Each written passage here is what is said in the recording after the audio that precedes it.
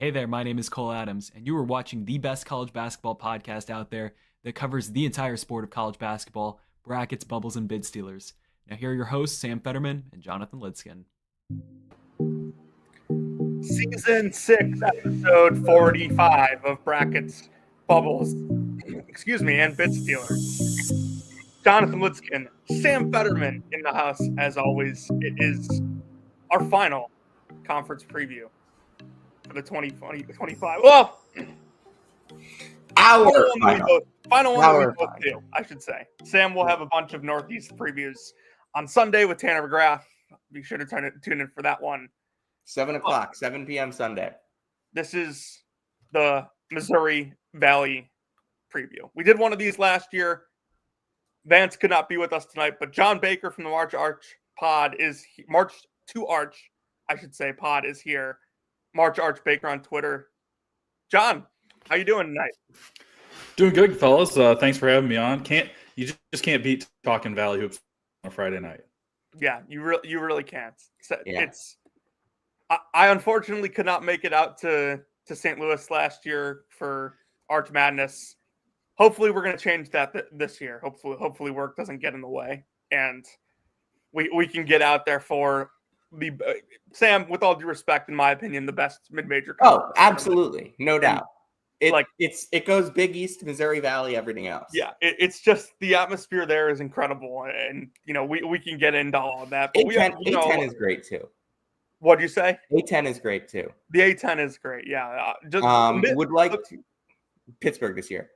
Would like to just make sure that everyone listening to this go follow Brackets, Bubbles, and Bid Stealers at BBBCBB Podcast on Twitter, on Instagram, on TikTok to keep up to date with all of our content. Follow us at Sam_Fetterman, at Jonathan Lidskin on Twitter.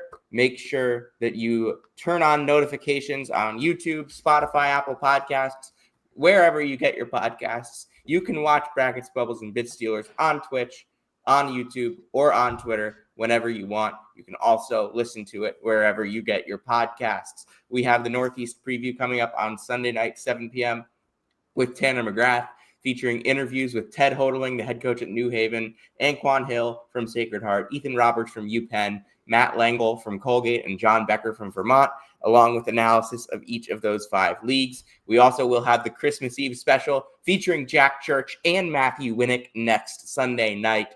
We have not figured out the time for that yet, but we're really looking forward to having that next week. Jonathan, is it time?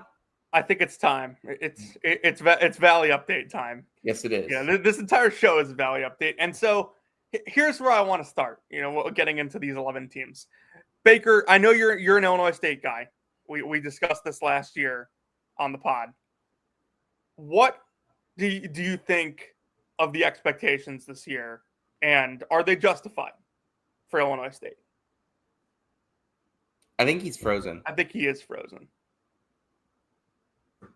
All right. Well, we'll continue here until Baker. Yeah, I mean, I can definitely talk about Illinois. Yeah. So let's start with Illinois State. After all, they are the preseason favorites in the league. Go. Okay. Yeah, they're the preseason favorites in the league.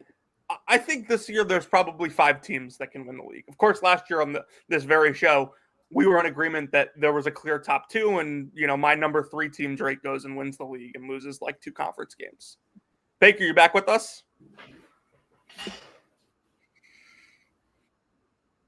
Oh boy, the connection does not seem strong tonight. Yeah. But anyway, Illinois State, the favorites in the league. It's because of who they return. Chase Walker is the preseason player of the year, rightfully so. Johnny Kinzigier's back. Jack Doherty had a great freshman year. Bowden Skunberg's back. Landon Wolf's back. Ty Pence is back. They have a lot of players getting older, and that's in addition to Landon Moore coming in as a transfer. They also have 4 freshmen, Sam. A couple of whom I think are quite good. A couple of whom I think can make an impact right away. But this all starts with Chase Walker. He'll be one of the best mid-major scorers in the entire country. He'll be one of the best mid-major offensive players in the entire country. I can understand why you would pick this team to finish number 1, even if I do not necessarily agree with it. Yeah, I'm not sure they have the highest ceiling of any team in the Valley, but the Right. floor is definitely there. I think we talked a little bit last year, kind of around the offseason, just about, hey, maybe I think Illinois State could take a step forward. And they really did. They took not just a step forward. I feel like they took a bunch of steps forward, and then winning the CBI and then keeping all their guys. Kinzinger, I thought, had some big games. Jack Doherty was extremely impressive, in my opinion. Thought he played really tough. And Walker, obviously the type of guy that you can just throw the ball into and forget about it. He's going to get to the basket. He's going to bully his way wherever he needs to get. Yeah, I think the key to this team reaching its ceiling is how much does their defense improve. Because I don't think of guys like Kinziger and Walker, their best players, as excellent defenders. I think if Ty Pence, Skunberg, Landon Moore, Cam Barnes, even if those guys can play high impact roles, bigger roles than they played a year ago, that's where this team probably reaches its ceiling defensively. I also want to add that I think Tyree Coleman can help the defense. A freshman out of Aurora, Illinois, went to Waubonsee Valley High School, had the privilege of seeing him play in person last season. Unfortunately, a loss for his Waubonsee Valley squad to the eventual state champions Bennett Academy. But Coleman's impressive. He's physically strong as a freshman right away. So you can see right away when you watch him that he'll be ready to go physically in the Missouri Valley. I think there's some parts of his games that obviously can get better. I think the jump shot is a work in progress, but he's really good at getting to the rim. He's excellent in transition, and he plays with kind of like that bulldog mentality on the offensive end, where he's just going to go into you and use his strength to get through you. I also want to talk a little bit. I know Cam Barnes has been getting some hype recently. Yeah, he has. I think that's a guy to look out for. Duncanville, Link Academy, played for some really good high school programs. Really long, athletic guy that can kind of give them a different look in the front court because they have the big burly size guy in Walker. Barnes can give them a different look at the 4 or 5. Baker, I know the connection wasn't exactly great. We began talking with your Illinois State Redbirds, who It's a good place to start. are the preseason pick to win the league. I wanted to ask you, do you think the expectations are too high? Do you think that the hype is deserved? And how do you see the season playing out? So I think the hype's deserved. Mm-hmm. I don't know how it's going to play out because I think the Valley this year is kind of an interesting league where I think you can make an actual strong case for 7 teams to win this league. When you really dive into these teams and these rosters, 7 teams. Now, if you want to say whether it's deserved or not, if you look at who they brought back when it comes to a first team or a second teamer in Chase Walker and Johnny Kinzinger, they bring back a great core of players. I mean, there's not a lot of mid-majors can say, other than maybe Northern Iowa in their same league, they can say they brought back as many guys as they can at such a quality level. So I think that on paper, that it's kind of similar to last year with Bradley. Bradley was on paper the favorite going in. I think they by default, based on who they were bringing back, but I mean, I think they're the slight favorite ahead of 6 teams. So it honestly could go either way. I would be shocked if they didn't, at least finish in the top handful of teams. But yeah, I mean, on paper, they've got to be your favorite. Yeah, I think, like I said before, it's justified that they're the favorite. I think even if you don't necessarily agree with it, but I think that even if they don't win the league, they're probably the team, them in Northern Iowa, that I could say confidently will probably not be playing on that Thursday in the first round. And now I believe it's the top 5 now that get a bye. 5 teams with a bye, which is huge. So obviously that expands out a little bit from 4. But even if even with 4, I think I'm fairly confident that this Illinois State team, because of who they're bringing back, is finishing in the top 4. And you could say the same thing about Northern Iowa. Baker, tell me real quick before we get into some of these other teams. What are you looking for out of this roster? Who do you think needs to take the leap to be, for this team to reach their ceiling? Obviously, we know Walker's excellent. We know Kinziger's excellent. But who else do you think is key for this team to reach their ceiling? So I think it's a few guys. I think Jack Doherty has to kind of round out his game a little bit. He's an electric shooter, one of the better shooters in the league. Maybe the best one behind Tyler Lundblade over at Belmont. But I think he needs to do a little bit more. A guy like Landon Wolf and Ty Pence, both upperclassmen, I think both of them need to kind of be a little bit more consistent with this team. Those are two guys. Obviously, the freshmen, we don't really know what we're going to get out of them. Bowden Skunberg, another guy. I think he's a guy that a lot of people are sleeping on. He was an all-conference player in the Summit League 2 years ago and missed all of last season due to injury. I saw him at the scrimmage.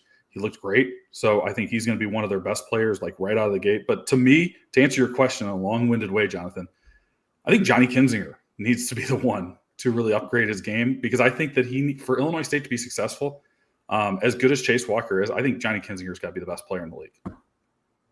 Oh, okay. I don't even disagree with that. I think that when it really comes down to it, it's guards that win games. And Kinzinger has all the talent to be able to be like a legit stud, not just like a second option, but to be the guy. I think he's capable of doing that. Walker, obviously, as well. Yeah, I think it's interesting because if you look at the first 2 years of Johnny Kinzinger, you look at Illinois State when he was a freshman. That team really hit their peak when he started actually playing for them and playing well. And then obviously last year he takes that step. The team improves with him. So it's a good point that if he takes another step forward, that's where this team really lifts. And then one more thing is, you would know, you probably hear more out of the program better than I do. Is the Tyreek Coleman hype for real? Oh yeah, it is real. Mm-hmm. Yeah. He is as advertised. I think when we went to the scrimmage, it was a couple weeks ago. He stood out so much, and it was just, he's so smooth getting to the basket. He's so quick getting the basket. Honestly, Mason Clabo, another freshman that people are not talking about because of Tyreek Coleman.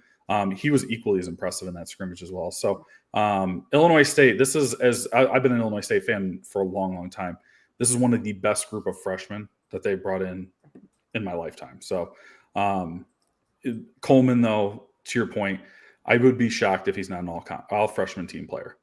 Yeah, and if we're going to mention an Illinois State freshman, we've got to mention Isaac Erickson from Green Level High School, because shout out to original Brackets, Bubbles, and Good Steelers co-host Andrew Langdon, Green Level High School in Cary, North Carolina. Yeah, you have him, and then you round that group out with Nick Allen, who was at, I think, Bradley Bourbonnais last year. Yeah, that he had some just ridiculous stat lines last year down in kind of like Bradley Bourbonnais is kind of like a tweener city between like the suburbs and central. He's technically all Chicago. Yeah, it's not knowing, as someone who lives in Illinois, I don't know if I consider Bourbonnais Chicago. Yeah. But yeah, no, I'm in the north suburbs, and that is far for me. So Exactly. All right, let's Northern Iowa we mentioned as like the other team that returns a lot, and they were number 2 in the preseason poll. I have them number 2 in my rankings, very, very slightly.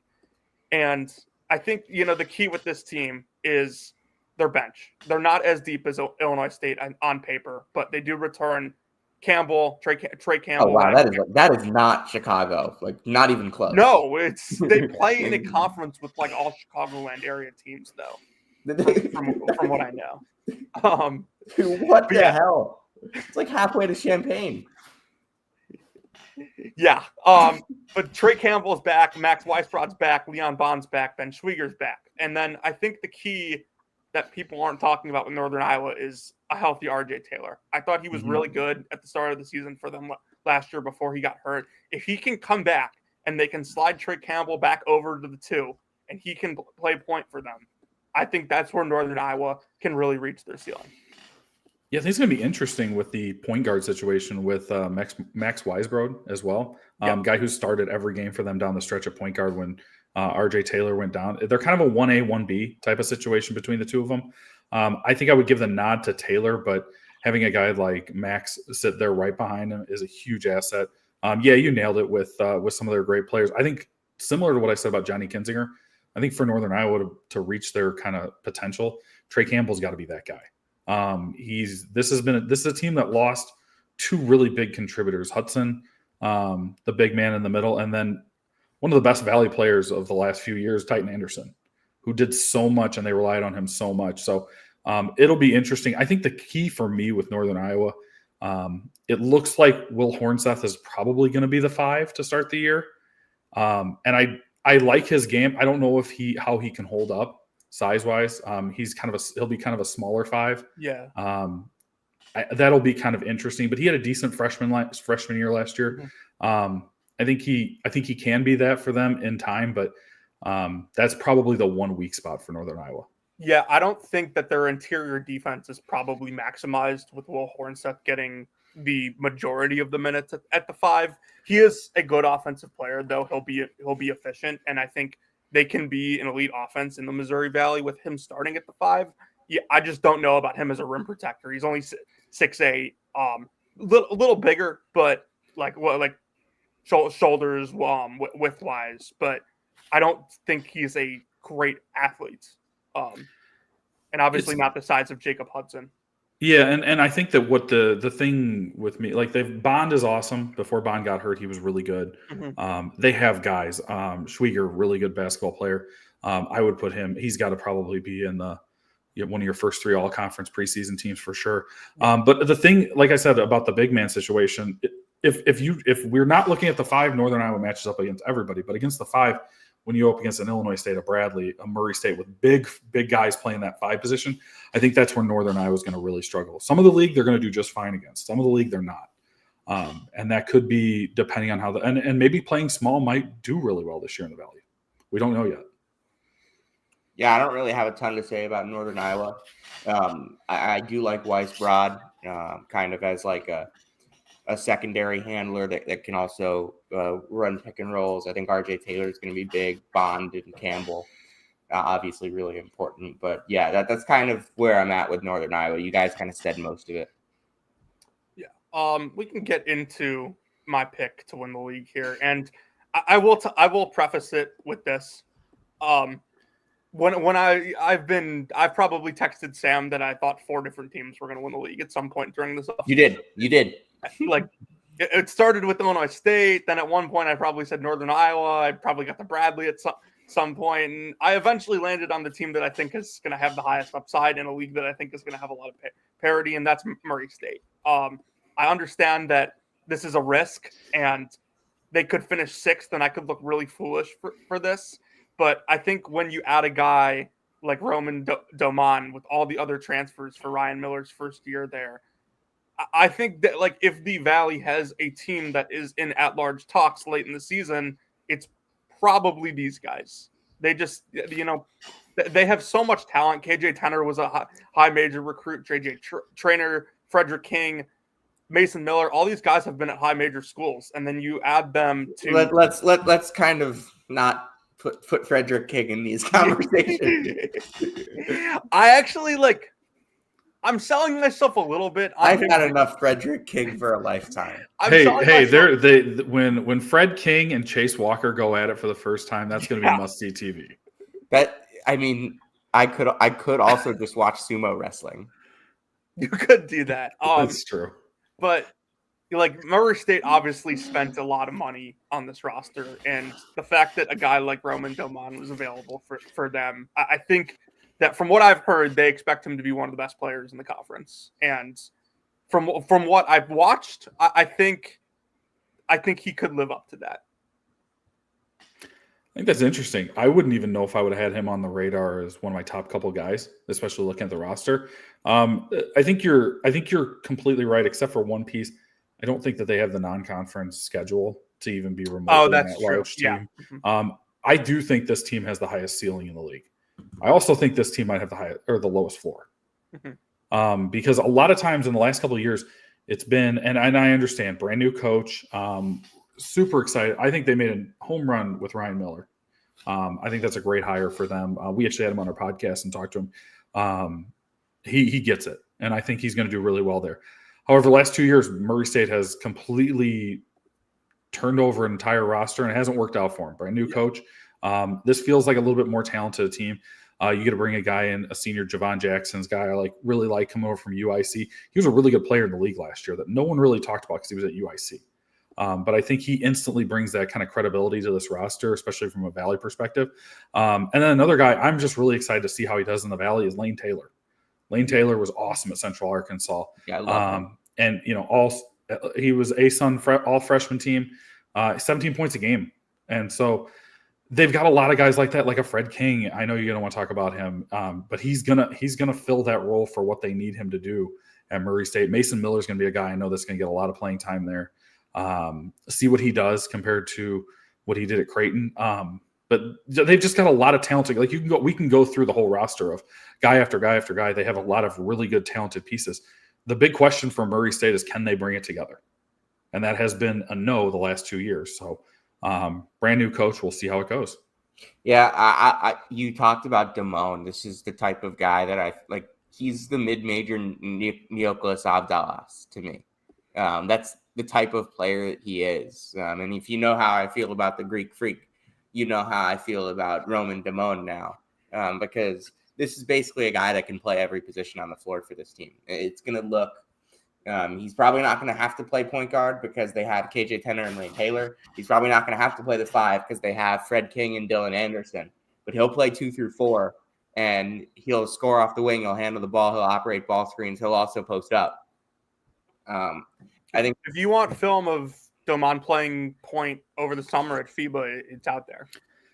Yeah, exactly. That's my thing. I think he's the mid-major Neoclaus of Dallas. Definitely has NBA upside. I would say of everybody in this league, the most likely to be an NBA player is probably Damone.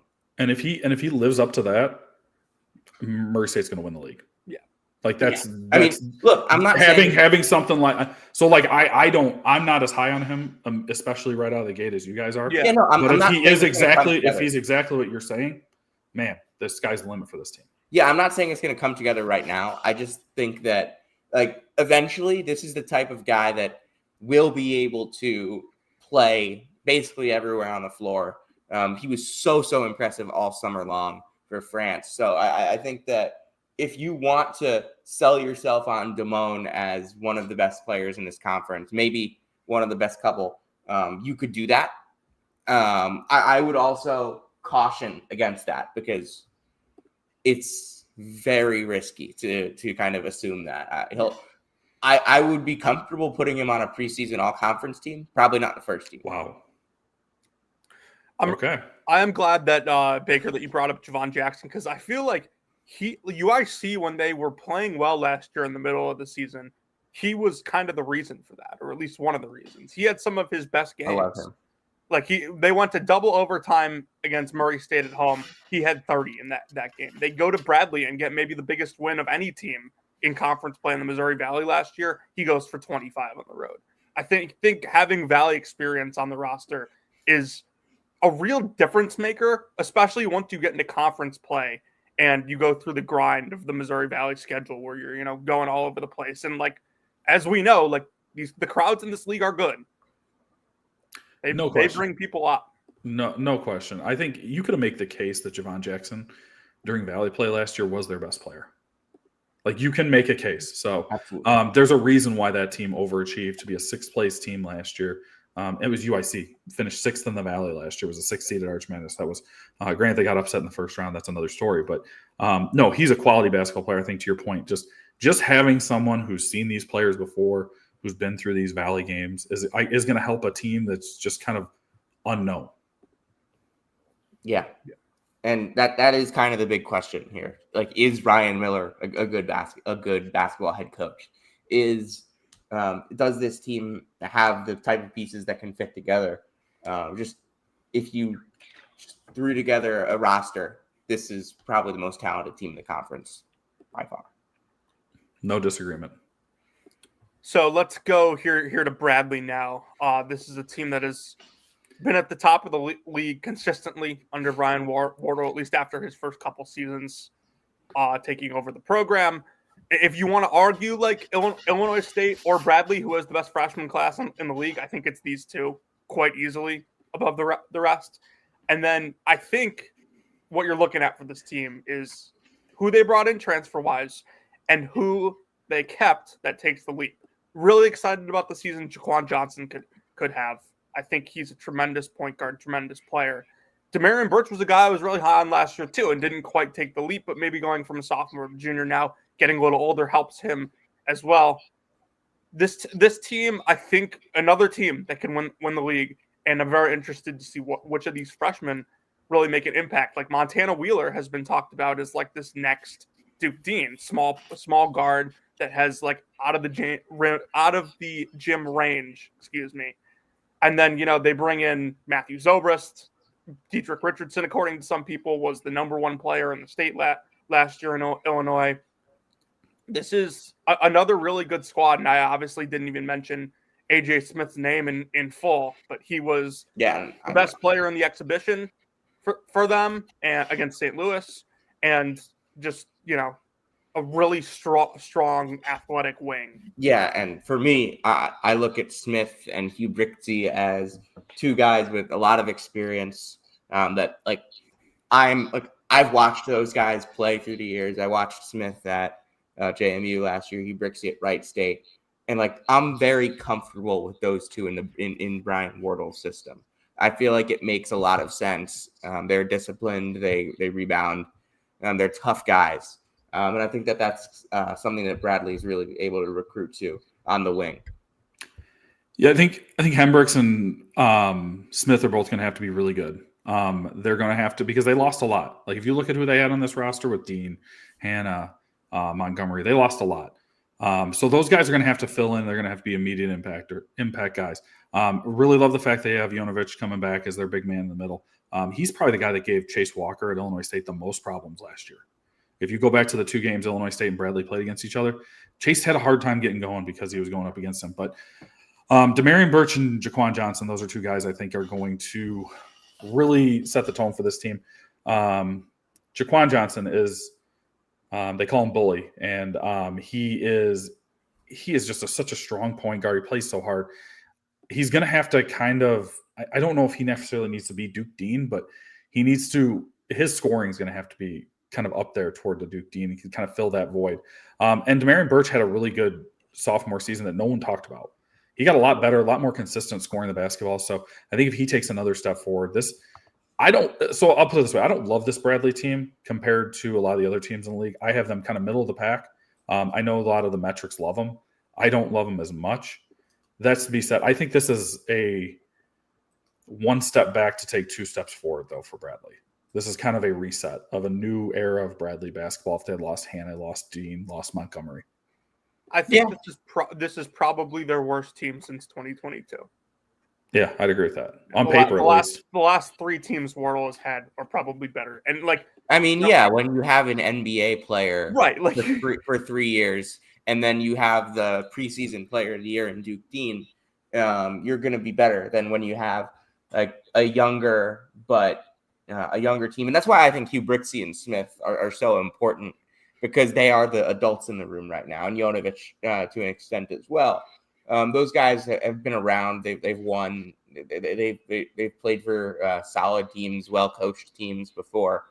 And I think that they can kind of act as the adults that can help nurture this group of young guys into being the next stars. Because I don't think anyone thinks Hugh Brixey and Smith are the stars for Bradley, that are going to kind of lift them to win the Valley.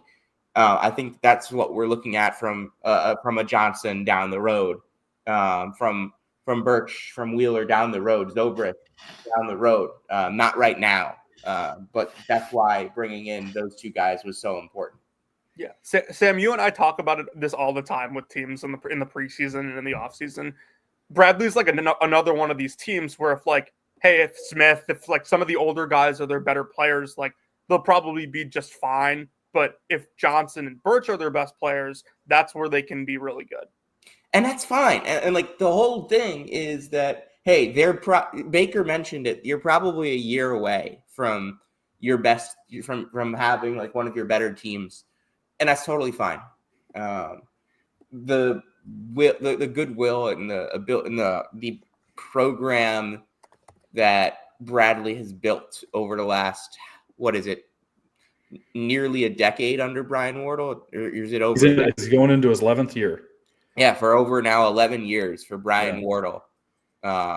He's an awesome. He's one of the best coaches in the league, and I think he deserves the. Probably this is if I'm going to restart my program, he's a great guy to have at the head of the table. Yeah, I mean, if you were to ask me who's the best coach in the league, it's him or Ben Jacobson.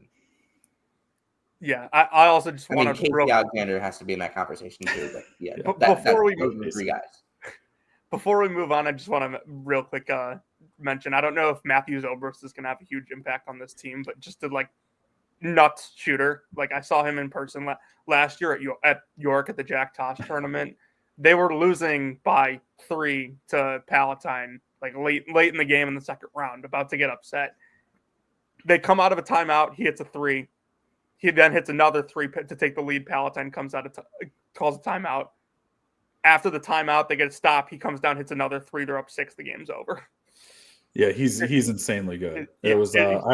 I got to see him play in high school against my nephew's team actually, and they lost the regional finals by 30. This was when they won state. So that's when he kind of hit my radar. Illinois State was actually really recruiting him hard, but he's a Bradley guy. His family was Bradley. That was kind of a slam dunk. I know Illinois State fans were hoping he would come to Normal, but it didn't work out. But no, to your point, I think he's going to be really good, and he's also going to be a huge fan favorite for that team over in Peoria. So yeah, he was the guy that they had to have. Richardson was the in-state guy that they were more concerned about. There was some Wyoming buzz with him. They thought he was going there, and then they keep him home. So let's move to Belmont, who this is just another really solid team for Casey Alexander. They're always in the mix and towards the middle of the top of the league. McLean comes in as a really good transfer I like, and then the guys they bring back, Lundblade, one of the best shooters in the country. Orm, people are thinking a big step from him could be coming. Brigham Rogers has been in the league and been around. Sharnowski could take a step forward. Noyce has been with them. They just have a lot of veterans and are a really old team, and that's just kind of how Casey Alexander rolls. He doesn't usually rely on a ton of younger players. He'll get older guys in the room that are smart players that will take good shots and that will play his system really well. Yeah, this is another. I mean, I think we said it about every team so far. This is another good team, could win the league. Casey Alexander, great coach. Tyler Lundblade in the short list of best shooters in the country. Mm-hmm. I don't think I'm overboard saying that. He's so good that Andy Katz put him on his best shooters list. There you go. They've got a lot of guys coming back. You mentioned Orm. I think he's the ultimate kind of do everything type of player. If he can score a little bit more, I think he's going to be huge for them. I'm really curious to see what Sharnowski gives them this year because he didn't play he redshirted, and then last year as a freshman he's kind of spot started here or there, but he showed a lot of good things I thought in his first year. Brigham Rogers is, I think, one guy that I really am just curious what he's going to be because he's the ultimate. Is he really good? Guy in the conference, and I think we joke because he has a lot of moments that are good and a lot of moments that are bad, but I feel like there's if you play his career out 20 times, there's a scenario where he's one of the best bigs in the league, and maybe that comes to fruition this year. And then one guy coming over, I'm really curious about Nick McLean kind of blending in with this group. Started a lot at Eastern Washington last year, but really solid guard, over 10 points a game. I think he's going to fit in nicely where they've lost a couple of guys, losing guys like Carter Witt last year. Bray Peebles had the ball a lot when he was in the game. So I think he's a pretty good kind of fill-in to kind of fill that void that they have. But like you said, another good team and really well coached with Casey Alexander. Yeah, Casey's system always seems to breed point guards that have really high assist rates. It was Gillespie 2 years ago. It was Witt last year. McLean's a guy coming over that we already know is a good passer. So not that, Lundblade didn't have a good point guard to play with last year. He obviously did. But I think McLean's just going to be a guy that gets him a ton of good looks. Yeah, and I think with Lundblade, the one question with this team is, can Lundblade be the best player on a team to win the league? Yeah. As a shooter. I think he's a great player. I think he's an easy preseason all-conference first-team guy. He's awesome. But can he be your best player? I think, last year going into the season, we thought Jonathan Pierre was going to be good, but I don't think anyone thought he was going to be he ended up exceeding everybody's expectations. Is that Nick McLean this year? Is somebody else kind of step up and be that? I feel like they need someone to be that that 1A to Tyler Lundblade's 1B even for them to win this conference. So it's going to be an interesting team, but I'm not going to doubt Casey Alexander. They're going to be competitive all year, and I would have no doubt they're going to be in the mix. Yeah, Lundblade was a 15% usage rate last year, approaching 16. Just something that I want to say about Belmont: 15 straight 20-win seasons, 20 straight 19-win seasons. This is the most underrated program in mid-major college basketball. You know what's interesting about that is, and my co-host Vance talked about it when we were previewing them just the other day. If college basketball was the way it was 10 years ago, kind of pre-transfer portal craziness, Casey Alexander's probably not there anymore. Because he probably retained some of these guys. Because if anyone's been hit in the transfer portal worse, it's been Casey Alexander over the past couple of years. He's also found guys in the transfer portal. He has, but you look at Malik Dia. It's the ability to bring those guys in and supplement your Tysons, your Gillespie's. He brought in Carter Witt, as you mentioned. The fact of the matter is, this staff does a really good job at evaluating talent. They do, but I think my point is, wouldn't it be nice to have a Cade Tyson and Malik Dia to play 4 years, a Jacoby Gillespie instead of just playing 2 years? If those guys are playing in their senior year, this is a no-doubter, probably tournament team, best team in the Valley, and he's probably gone. So college basketball to me has not been very favorable to Casey. I don't disagree. I'm just saying I think he's made the best of it. No, 100%. He's always in the mix. He's a good coach and he finds guys. Last year, not only would they have had podcast legend Casey Alexander. Last year, not only would they have had Gillespie, Tyson, and Dia, but they wouldn't have had Dia. Will Richard, who won a national championship and is now playing in the NBA, playing legit minutes in the NBA, he would have been there as well. I mean, that would have been just an insane. And they had Ben Shepherd before that. He would have been there with Ben Shepherd. So yeah, I mean, there's the Belmont is the ultimate what if over the years. What if some of these guys that kind of came in, or the guys that he originally recruited, stuck around? But looking at this team though, they're going to need one more guy to kind of be the guy for this team. But there's no question in my mind this is a championship level team in the Valley. In a year of there could be 7. So yeah, well, we've hit 5 teams.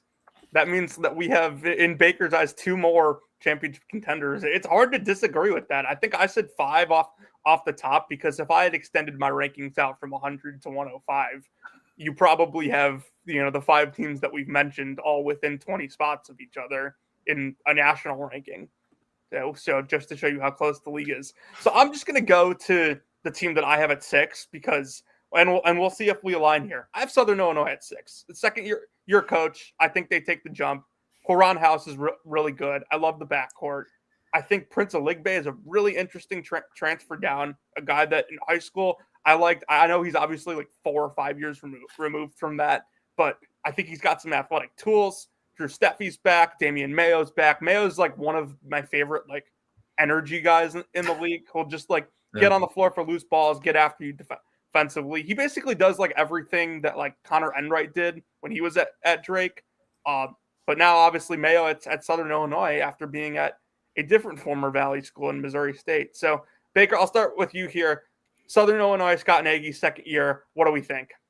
Yeah, so they're in the 7 for sure. Okay. So you weren't wrong there. You mentioned Prince is going to be playing with his brother Rollins this year as well. So that's a little fun nugget for him coming over from Seton Hall, where I think he's going to be a good Valley player. I really do. There one guy I don't know if how much you have him on your radar is Isaiah Stafford coming over. He didn't play at all last year at Valpo, but 2 years ago he was an elite Valley player. Yeah, no, he was Valpo. good. If he's what he was then, this team becomes very serious indeed. I mean, he was one of the best players in the Valley then. So him coming over after a year, we've seen it. Guys have sat out for a year and come back and been really good. Look, you guys remember Tyreek Key when he sat out that year at Indiana State and they transferred to Tennessee. He was really effective for them at a Power 5 school. So Quelron House is another guy. I don't think a lot of people are. He's kind of an underrated, under the radar player, but 8.5 points at Jacksonville State. He should be very good for this team. You mentioned Damian Mayo. I love Damian Mayo as well. He's one of those guys. He's been in the Valley for a minute, so he knows the league and he's got that experience level, which is great. And Drew Steffi is like the ultimate man. If he gets hot, he's like he gets on those heaters and he can be just so good. So I can't believe Drew Steffi's only a redshirt sophomore. I feel like he's been around forever. He's been around for a minute, that's for sure. It's a Texas kid, I think. Yes. Yep. He was. I think Texas his dad follows me on Twitter. His dad follows everyone on Twitter. There you go. That might be why I think he's been around for longer. But no, this can be a really good team. I think Luke Walsh is a guy I'm curious about. Missouri Player of the Year in high school. He was an incredible scorer there. I think it was 32 points a game in high school, which is like he nuts. played at Vianney, which is a really good Catholic school in St. Louis. Part of that like 5-team Catholic league. He's a guy that you look at him and like you wonder if he's physically ready for a Missouri Valley as a freshman. But I mean, the scoring numbers don't lie. He's like the best scorer in like St. Louis history. Yeah, I'll be curious. I'll be curious what Nagy does with him. Whether or not I don't know if he'll redshirt. I don't think he'll redshirt, but I could see him being potentially a redshirt this year. Yeah. Another guy that we aren't talking about that's going to kind of go under the radar, Caden Hawkins, really good shooter. I think he's going to be kind of their kind of role player, but guy who can come in and knock down a lot of 3-point shots. So he's another guy to keep your eye on. And the two guys that I kind of wanted to mention, neither of you guys have mentioned. Max Picker was a guy that I thought had a chance to play a role at St. Louis. Really good length and size. Will provide the perfect the perfect complement to Ligbe's kind of mobility and strength, giving them a true rim protection big that can catch lobs. I've seen him catch lobs. And then Davion Sykes, who is just another energy guy that I think, having 3 years of college experience, he's been a 10-point scorer before. That's really valuable to have. So with him and Mayo and Steffi, and I think you can have a lot of different ways that this SIU team can work. So definitely think that they're part of the group of teams that has a chance to make noise in the Valley. Six or seven seems like a good spot. Yeah, so I mean, if Stafford is what he was, I think this is easily a team that can win the league. If Stafford averages 17, like no doubt. I mean, he was 16.9 his last year. Yeah. Now it is worth mentioning he did average 17 on a team that wasn't good. That's true. There were 100%. That was Paul's first year, I believe. 24, right? Yeah. Mm-hmm. That was like the Cooper Schwieger freshman year. Like that team wasn't great around him. Yeah, they went 7-25. That's putting it kindly. They weren't. Yeah, great. I've had some Cooper Schwieger questions since his freshman year, really. But not to be too harsh on a kid that was the Jahari Williamson team. Oh, and Casper Sepp, two guys that I've been covering. Yeah. But yeah, Caden Hawkins is a John A. Logan kid. Like great program. They produce a ton of good players. And then I didn't mention Daniel Policonis, who's a Chicagoland kid, but I don't know how much of a role he plays, but he's an intriguing long-term upside guy. 6'9", can shoot, pretty athletic, rebounds the ball really well. So you have a Ligbe, both of them obviously. You have Steffi, more veteran guys in front of him, but I think that is probably a guy that Nagy's excited to get in the program and develop. All right, let's do this. Let's see if we go 7 for 7 matching up, at least on your top 7 that can win the league here. I got Drake 7th. So do you have UIC higher than them? Nope, I got Drake. You're good. Okay. You nailed it. No, you nailed it. I was curious if you were going to say Drake because this is First off, I think they're going to go 3 in a row with great hires because I think Eric Henderson is Henderson's a great coach. He's a phenomenal coach. He's going to win. I think this is a similar situation to Bradley where it's going to be one step back to take 2 steps forward, maybe even 3 steps forward, knowing it's Drake. But there is something about Drake that I am not going to make the same. I know this isn't Ben McCollum, and I know we don't have a lottery pick that we don't know about sitting on their roster. Well, maybe However, they do. Jalen Quinn. Yeah. Maybe they do. However, I'm done doubting Drake. Just the program in general wins games, and this isn't the old Drake where we used to make fun of him. It was always Drake night. Thursday night at Arch Madness was Drake night every year. Like they would just be. There was you guys probably don't remember this. There was a time where Drake was just on automatic on Thursday. Yeah, night. no, I mean, I would remember watch that. Arch Madness growing up because it was the first week conference tournament, but like I didn't really become invested in the Valley until when I first went to the tournament in 2021, or no, 2022.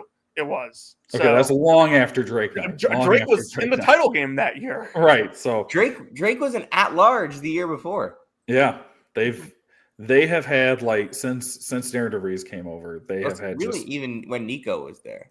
they have been one year. the program of the league. No question. Like this is the program of the league. New coach, new roster. Jalen Quinn, guy you mentioned. He was a guy I was kind of hoping for Illinois State to look at, but he eventually did go to Drake. 7 points per game at Loyola Chicago. I think he's going to have to be one of their best players, and I think he's going to have to be really good for them to be good. Owen Larson, another guy, sophomore, South Dakota State. He's a really good shooter. I think he can play on and off the ball a little bit. So I think I'm really curious to see what he's going to be. I hear a lot about Jayshon Thomas from Charlotte, 9.5 points per game. Started a lot for them. He should be an immediate contributor. They've got a lot of guys on this team that I think are good, but I just have a lot of Isaiah Carr. I'm from Denver. I'm not necessarily super sold on. I know he's a big guy, and I know he's got he scored almost 7 points a game at Denver, but Good. I don't know how he's going to stand up to some of the better bigs in the league. I think that's a question for this team.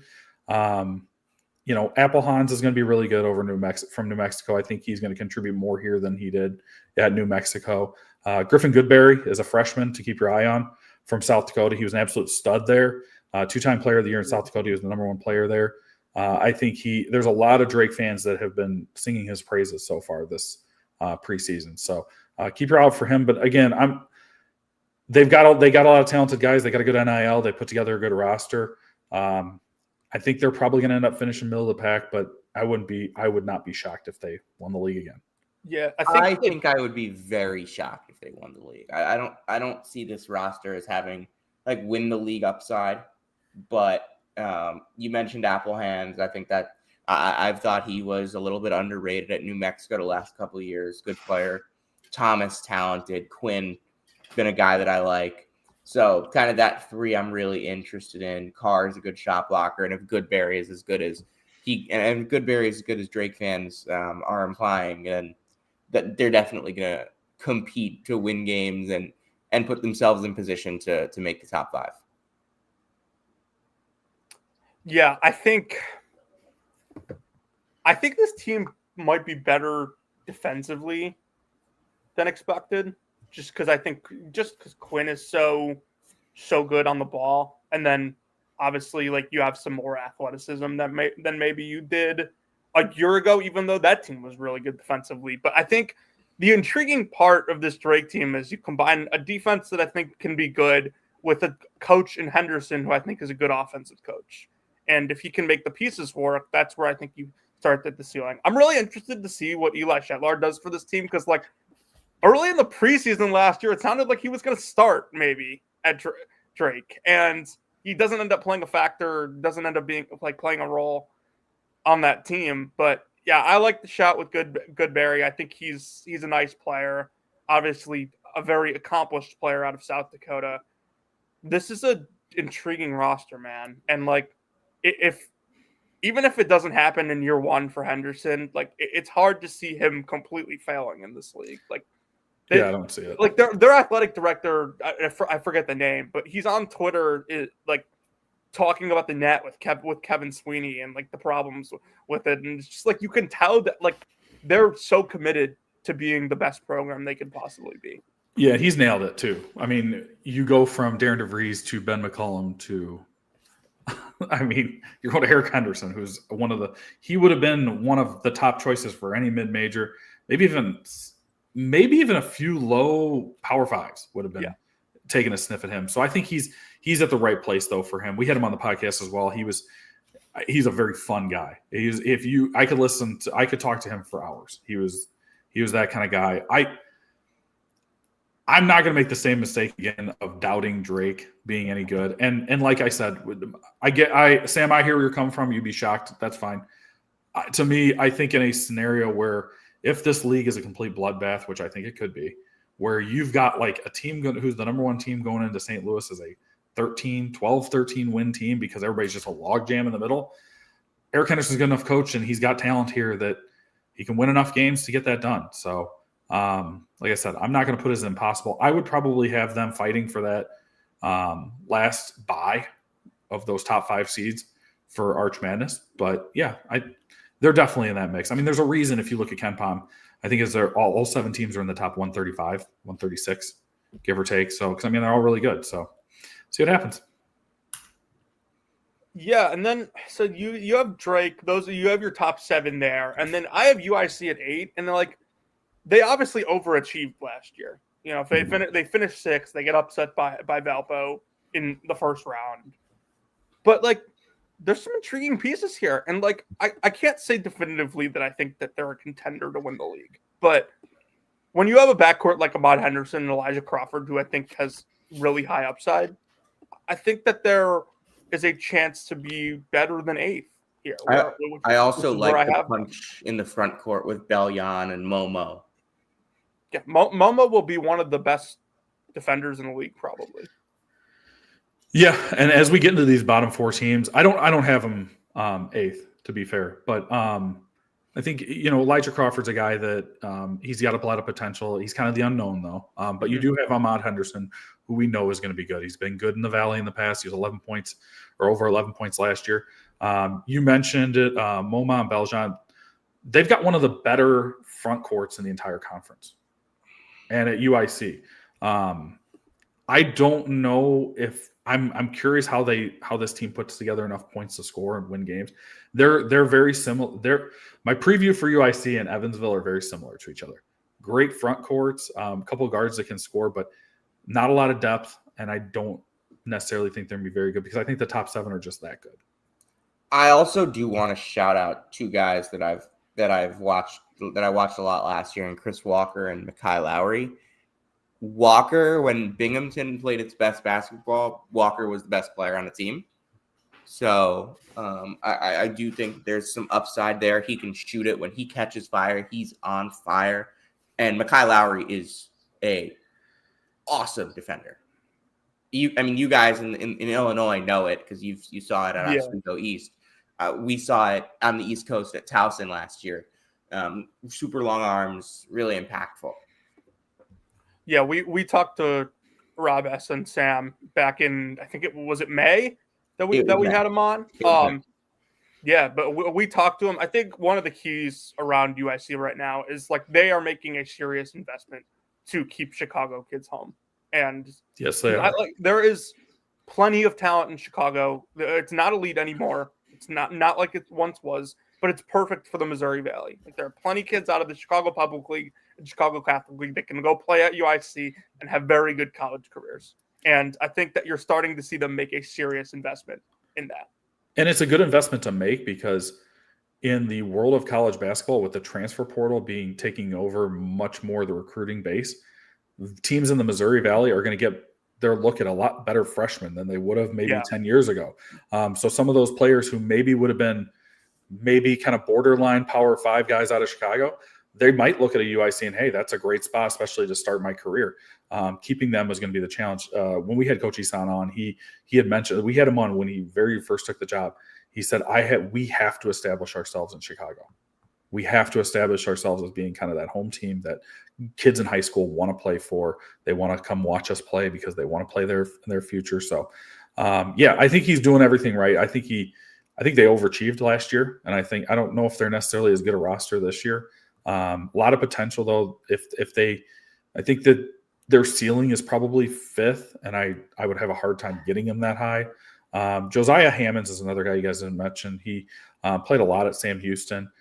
I think that he's going to be a guy who's going to at least give them something, especially right away. So as a graduate transfer, but I don't love UIC, but I do see a scenario where they finish at least middle of the pack. Yeah, I don't know how Sam Silverstein is still playing college basketball. No idea. He's a year older than me. He played at New Trier, which is like 20 minutes from here, and he's still playing. He sure is. I remember him entering the portal like 3 years ago from Harvard and thinking, all right, like what's going to happen here? I can't wait because we still have a few lingering COVID years and stuff out there. I can't wait for them to be gone. Because it's so much simpler when we just have 4 years. So my dad, my funny story. My dad used to he ran a program called Illinois Old School in the suburbs, an AAU program, and they had a plenty of Division I talent over the years that he ran it. But like obviously he doesn't still run it. They stopped doing it a while back. And Nate Santos at Dayton last year was like the last guy that came through Illinois Old School to play that was in Division I college basketball. And my dad and I talked about that. Sam Silverstein was like really close to playing for him from what I remember. And if he had, we'd say Illinois Old School would still be alive in Division I college basketball, Sam. All right. I don't have a ton to say about the last couple teams, but I'm interested to hear what you guys have to say. Baker, who's your number 8? Indiana State. Okay, show me on Indiana State, because I am like so confused on what to think about the SWAC Player of the Year, Sterling Young. Yeah. Is good that player. like good player? He is a really good Young player. Is good. Sterling Young. I think he's going to be. I think that if you're putting together a first 3 teams of preseason teams in the Valley, he's got to be on there somewhere. Listen, I picked them to finish, I think, 11th last year, and they ended up being better than that. So maybe they'll be better than I think they're going to again. Yeah. All right, I'll tell you who I like on this team. I like Camp Wagner a lot. I think he had a really good jump last year in his game. He's a great shooter. I expect him to. So I'm expecting them to finish 8th, and I pick them as if someone in that top 7 drops below 7. I feel like Indiana State's the one to replace him, and I think that Camp Wagner is going to have a breakout year. That's kind of my hot take for Indiana State. Marcus Harding, a guy who started all 29 games. It's always good to bring back a starter that you've had in the program. I think Derek Vorst is another guy who he doesn't play as many minutes, but he does give them something as an alternative there at the 5. Bruno Allison, a guy that they intentionally played quite a bit last year. As the year went on, his kind of role tailored off a bit, but I expect bigger things from him this year. And then the transfer portal, we talked about it. Sterling Young is really good. Zaire Green can score it at a really good clip. He's a great offensive player. Javon Bugenhout is an interesting player from Belgium. I don't know what he's going to be. If he's something though, he could be a really big factor in the Valley. Ian Scott, Xavier Hall, another couple of guys that coming from that second tier college basketball level, but we're able to score the basketball. I think this team's going to score a lot, and they're going to be a very fast, fun team to watch.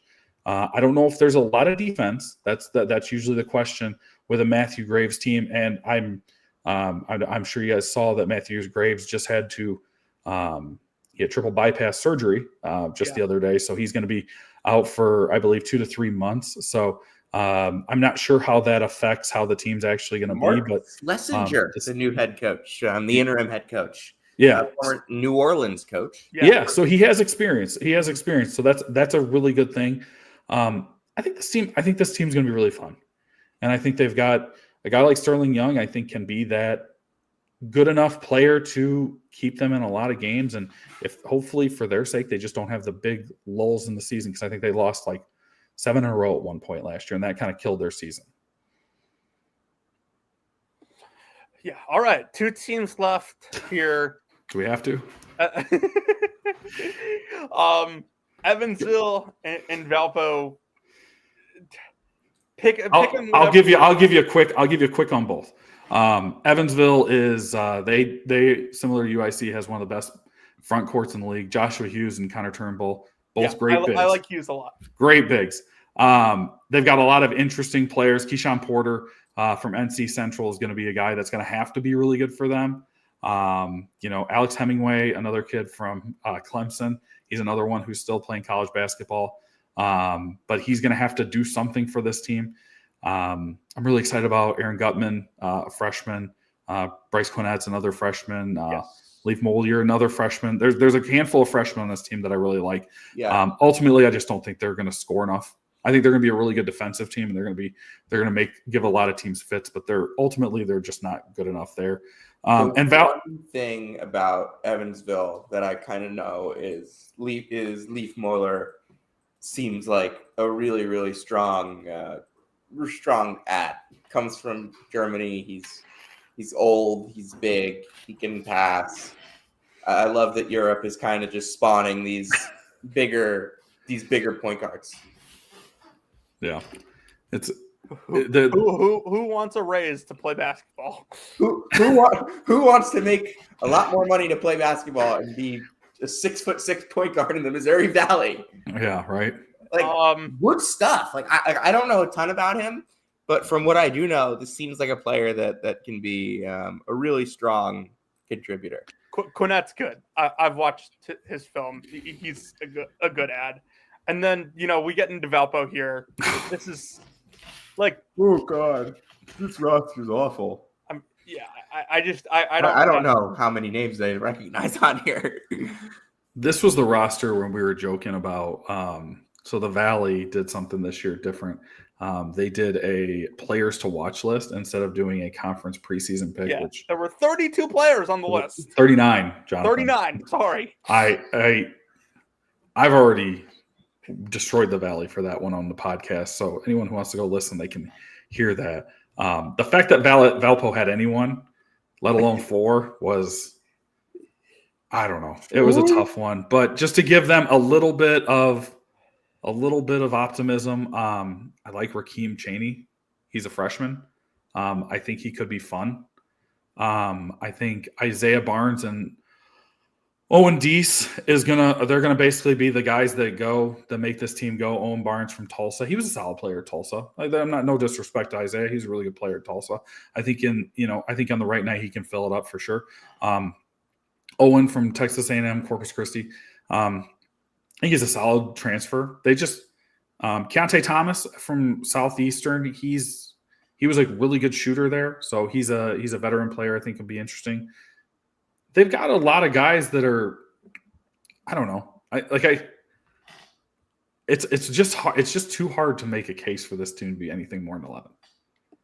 I just don't think they're talented enough. So they've got a lot of guys that I would love to have as role players, but I don't know where this team finds more than 4 wins. So the question I will ask then is, and I'm really bad at like reading this stuff with this league. For some reason, are Ragland or Powell at risk of losing their job at the end of this year?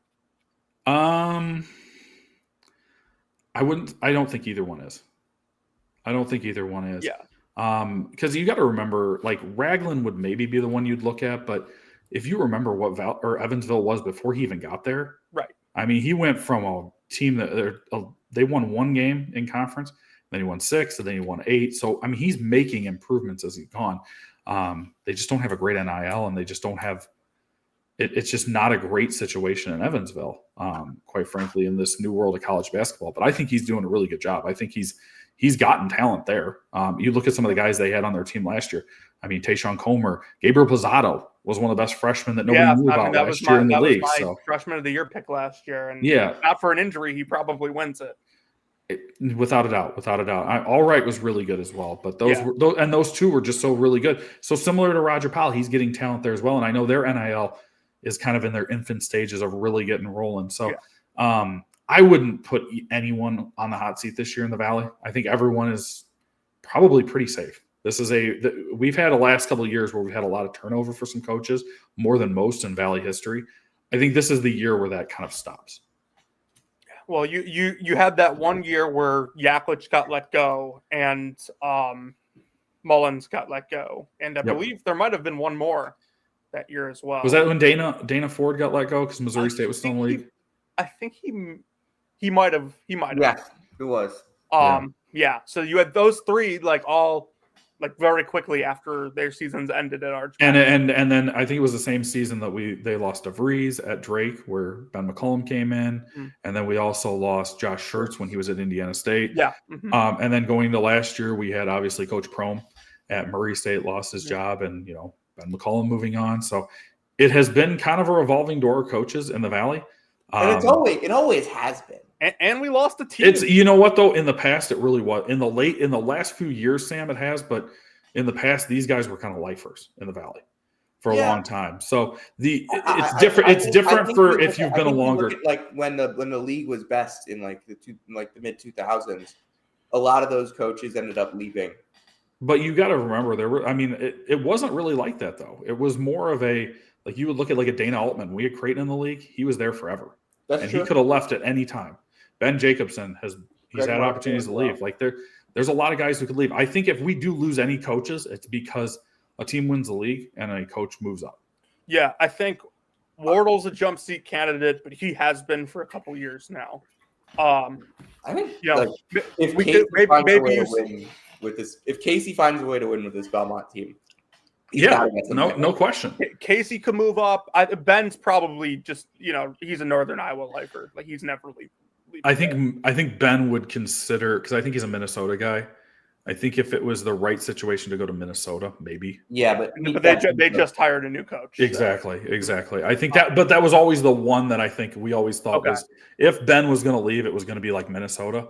I would say another guy, and I hate saying it because I love him and I'm an Illinois State fan.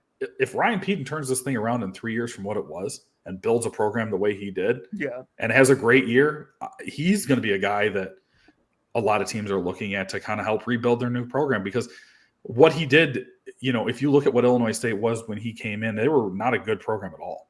And they've just incrementally gotten better to the point where he's going into this season where he has a realistic chance of winning the league in year 4. So, yeah, at the end of the Dan Muller era was not kind. Well, it was brutal. CBI champion. That's better than winning the national title.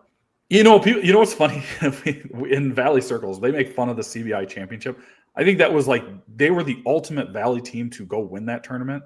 With the guys that are coming back and played in that tournament, to have them have the success of winning a trophy, cutting down some nets, even if it is the CBI, I think is a great launching pad as you get confidence into the next season. Because this group in Illinois State, the one thing against them is they hadn't, until they did anything in the CBI, they had never had any success at Arch Madness.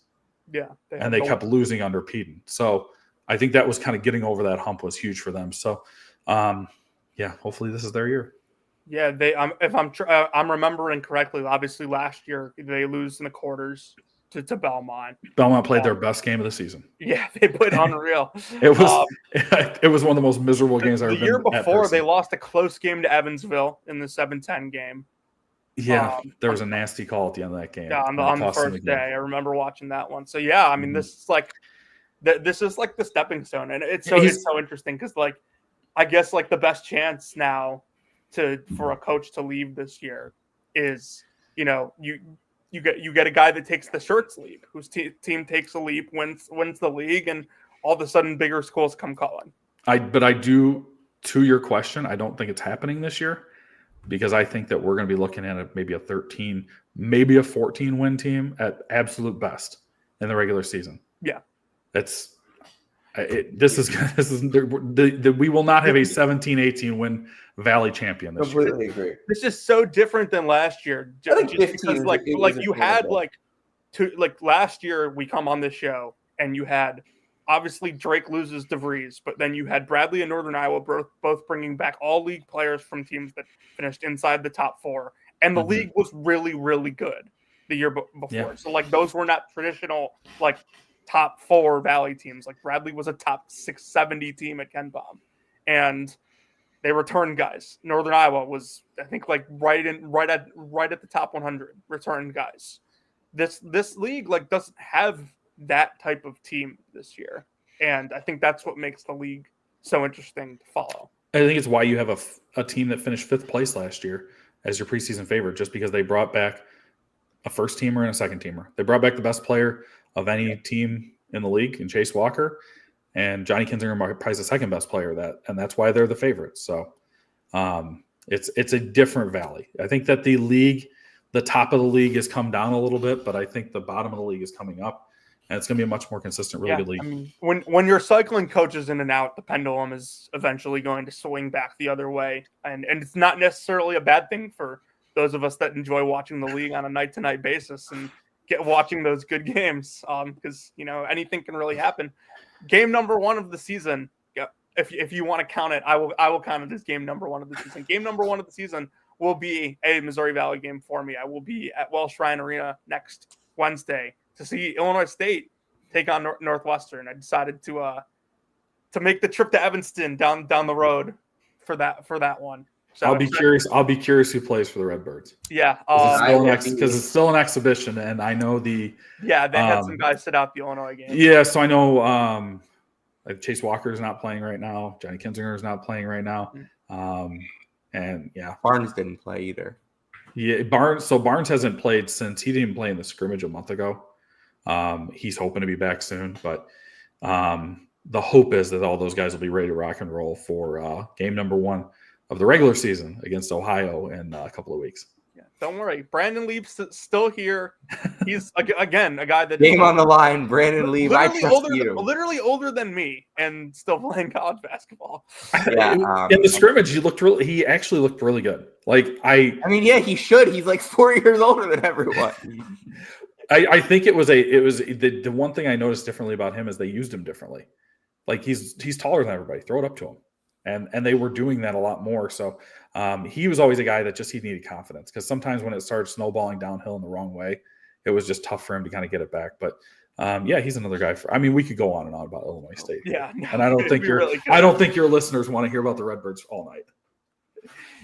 No, they do not. Let's pick some awards before we head out of here. We'll start Player of the Year. Baker, I'll start with you. All right. So I'm going to do 2. So I am picking Illinois State to win the league. I think the preseason player of the year has to be Chase Walker. However, I think when we get to the end of the year, if Illinois State does win the league, as I expect them to, I think Johnny Kinzinger will be the player of the year. I think my preseason pick is Chase Walker. My sleeper is Roman DeMond. I'll go Kinzinger just for like the sake of bringing myself a little bit down on Murray State. I'll agree with Sam though. DeMond is the sleeper, I think, for Player of the Year here. And maybe I change my mind, and when I actually put out predictions in the next week for the league, I end up. Are we getting the Missouri Valley preview this year? I didn't have time to do a full preview. Work has just been too busy this fall, but I'm gonna do a full prediction thing for it. Yeah. Freshman of the Year. Oh, you're putting this one on me. Oh, it's Damone. Yeah, I'll go Damone if he counts for it.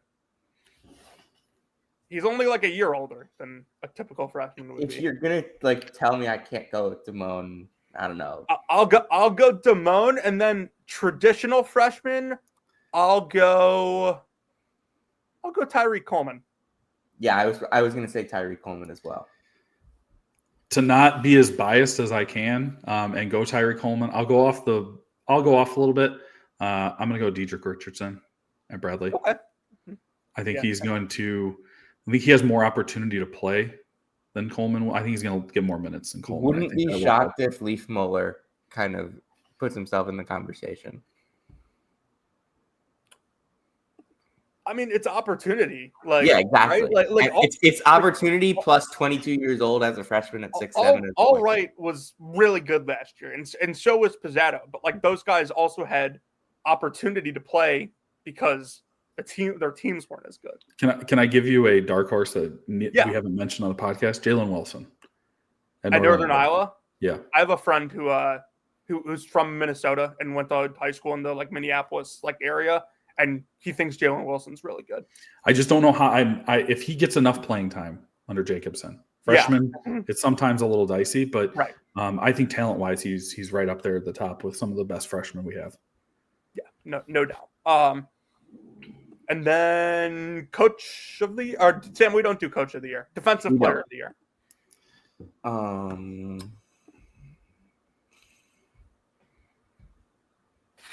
I'll go. I'm between two guys. Do you want me to go? Yeah, go for it. Go Jalen Quinn. That's one of the two. I'm between. Yeah, I think I was going to go Jalen Quinn as well. For the sake of being Who's the other one? For the sake of being different, I will go AJ Smith. Okay. So none of us are naming the returning defensive player of the year in Connor Turnbull. Excuse me? That's right. Excuse me? This is my first time hearing about this. Sam, he was really good last year. All jokes aside, man. He was not a terrible player at all. No, he was defensive player of the year. Listen, him being all defensive last year, there were a couple of guys I think that maybe were ahead of him, maybe not. Regardless, he was defensive player of the year last year. So good for him. Yeah, none of us named him though. He was almost 2 blocks. He was almost 2 blocks a game last year. Yeah, shout out Connor. Yeah. I can never shake what he was at Butler out of my brain. That's fair. That was one of the grossest high major players I've seen in the last 5 years. He definitely last year he exceeded, I think, everybody's expectations. He was I didn't think he was going to be as good as he was when he came to the league, just to be fair. So I don't think anyone did. Yeah. Any other bold predictions we want to get out before we get out of here? Yeah, Sterling Young, newcomer of the year. Okay. I was going to say maybe Sterling Young leads the conference in scoring. Yeah, I think I was going to kind of say something similar. Like, I think Sterling Young is really good. Newcomer of the year because he's going to get enough time. He's going to get enough touches and could get the Samaj Teal usage. The Samaj Teal bump, yes. That's man, I don't know. There's I'm not sure what I would say. Indiana State. My hottest take would be, Indiana State's going to finish. They would be the one team to finish in the top 7, and they're going to bump somebody out. If you'll allow me to be a little negative, like I've been seeing like Tyler Lundblade start to like pick up national steam as like a better player than he is, like one of the best shooters in the country. But, like that's most all of it. I think that like if he like we're starting to see him on like the idea. I think people get excited about him just being such a great shooter. He's an amazing shooter. They do. But like that goes back to like, my point about he was like on our list of like pick a guy for mid-major player of the year. I'm like, whoa, calm down. Yeah, No. I think right now, like madness. Tyler Lundblade himself, very good player.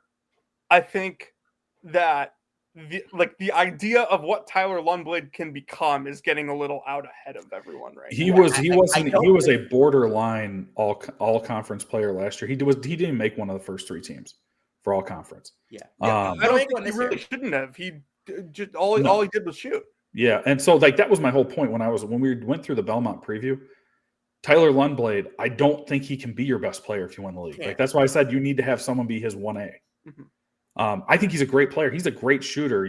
Like he will win them games. He will win them games because he's going to score 33 points and they're all going to be threes and he's going to win them some games. But I don't think he can be the best player. He will be Missouri Valley Player of the Week multiple times. Yeah, which he was last year. Tyler Lundblade is the most Missouri Valley Player of the Week player in the history of the Missouri Valley. Is he going to be? I also want to say, would not be surprised if Kel Roundhouse is like a real stud. Yeah. So my co-host is a big Saluki fan. He went down, saw their practice, and he said he was the guy that stood out the most. Yeah. Practice. He was their best guy in the exhibition too, if I'm remembering correctly.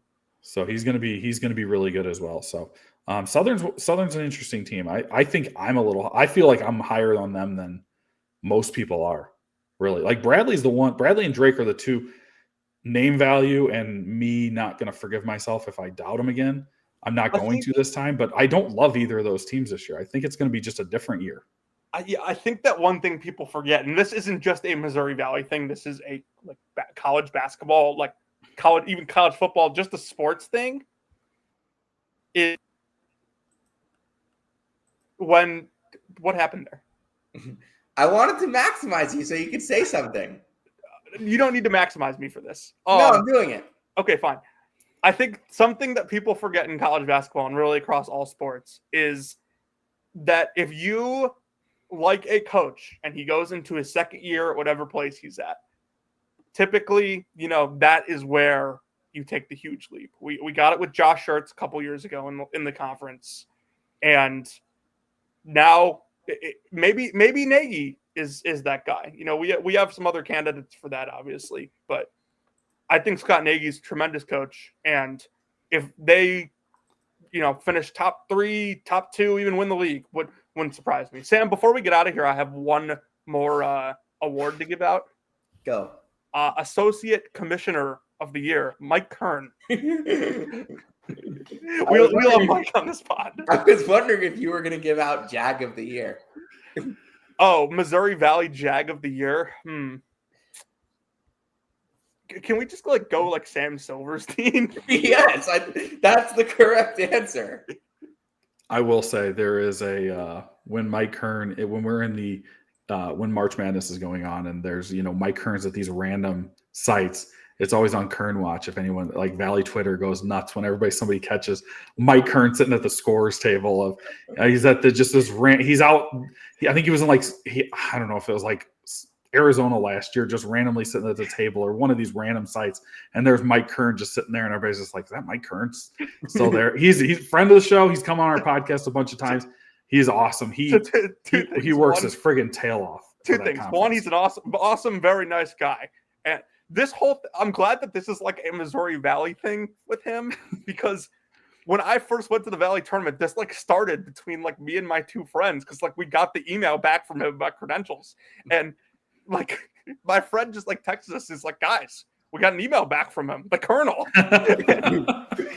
And we don't do this with our comms guy in the MAC. I love Hamilton. We do not do this with him. And then last year, Sam and I are walking out of the coaches convention hotel at the Final Four, and we're walking down the street, and we walk past this guy and these other executives, and I'm like, "Wait, hold on." I'm like, "That was Mike Kern," and I'm laughing, and Sam's like, "Why are you laughing, dude?" Dude, it was Mike Kern. He's the man. He's such a good really dude. is. So. He's a guy that down the line, if you are looking for a guest, he's definitely he has. I mean, because the thing is, he obviously covers a league, and he's so involved with the Valley, but he does so much for the greater college basketball when it comes to the NCAA tournament. He'd be an interesting guy for you guys to chat with sometime. He's awesome. So we've in the last couple of weeks on the podcast have been a little critical of the Valley with some of their preseason. Not doing an all conference team, only doing 5 teams on the preseason poll. But he's the one I'm not going to criticize because I know did they how hard he actually works. not do a full preseason poll? No, they didn't. No, because they ranked 5 teams.